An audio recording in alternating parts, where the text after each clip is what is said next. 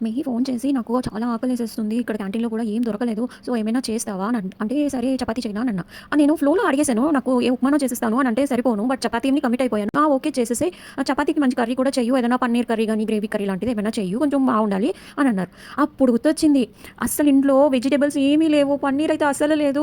ఎలా రా అని అనుకుంటే ఈ పాత నా ఓల్డ్ రెసిపీ అనమాట. అంటే మా మమ్మీ వాళ్ళ టైంలో చేసేవారు.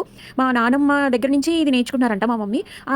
ఇదెలా అంటే జస్ట్ ఆనియన్స్ ఉంటే చాలు హ్యాపీగా చేసుకోవచ్చు. ఎంత ఈజీ ప్రాసెస్ అంటే మీకు అసలు చాలా బ్యాచిలర్స్‌కి అయితే ఇంకా ఈజీగా అండ్ వంట నేర్చుకుంటున్న వాళ్ళకి కొత్త వాళ్ళు బిగినర్స్ ఉంటారు కదా! వాళ్ళకి కూడా చాలా ఈజీగా ఉంటుంది ఈ ప్రాసెస్. ఫస్ట్ ఆనియన్ స్లైసెస్‌గా కట్ చేసుకొని పక్కన పెట్టేసుకోండి. మీకు ఎన్ని ఆనియన్స్ అంటే మీకు చపాతీస్ బట్టి చూసుకోండి.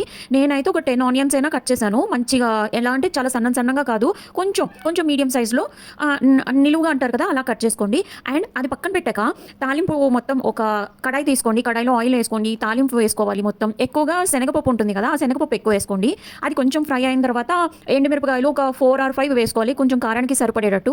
లేదు మాకు ఎండుమిరపకాయలు వద్దు కారం వేసుకుంటామంటే 2 ఎండుమిరపకాయలు సరిపోతాయి 2. తర్వాత కొంచెం కరివేపాకు ఒక 2 రెప్పలు. అది వేసుకున్నాక అది ఫ్రై అయిన తర్వాత అప్పుడు మనం కట్ చేసిన ఆనియన్స్ వేసుకోవాలన్నమాట.